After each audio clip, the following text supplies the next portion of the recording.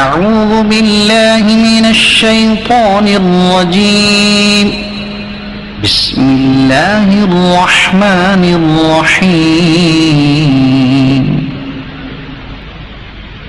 هل أتى على الإنسان حين من الدهر لم يكن شيئا مذكورا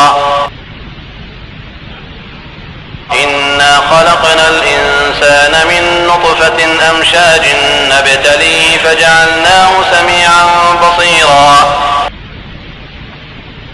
إنا هديناه السبيل إما شاكرا وإما كفورا إنا أعتدنا للكافرين سلاسل وأغلالا وسعيرا إن الأبرار يشربون من كأس كان مزاجها كافورا إنًا يشرب بها عباد الله يفجرونها تفجيرا يوفون بالنذر ويخافون يوما كان شره مستطيرا ويطعمون الطعام على حبه مسكينا ويتيما وأسيرا إنما نطعمكم لوجه الله لا نريد منكم جزاء ولا شكورا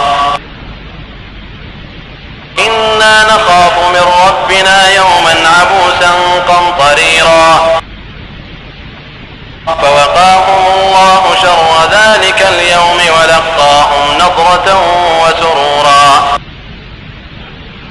وجزاهم بما صبروا جنة وحريرا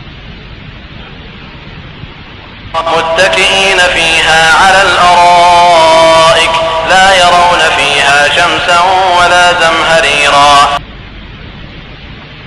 ودانية عليهم ظلالها وذللت قطوفها تذليلا ويطاف عليهم بآنية من فضة وأكواب كانت قوارير من فضة قدروها تقديرا ويسقون فيها كأسا كان مزاجها زنجبيلا عينا فيها تسمى سلسبيلا فيطوف عليهم ولدان مخلدون إذا رأيتهم حسبتهم لؤلؤا منثورا وإذا رأيت ثم رأيت نعيما وملكا كبيرا عاليهم ثياب سندس خضر واستبرق وحلوا أساور من فضة وسقاهم ربهم شرابا طهورا إن هذا كان لكم جزاء وكان سعيكم مشكورا إنا نحن نزلنا عليك القرآن تنزيلا اصبر لحكم ربك ولا تطع منهم آثما أو كفورا اذكر اسم ربك بكرة وأصيلا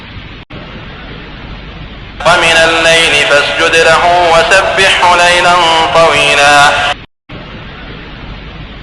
إن هؤلاء يحبون العاجلة ويذرون وراءهم يوما ثقيلا نحن خلقناهم وشددنا أسرهم وإذا شئنا بدلنا أمثالهم تبديلا إن هذه تذكرة فمن شاء اتخذ إلى ربه سبيلا وما تشاءون إلا أن يشاء الله إن الله كان عليما حكيما يدخل من يشاء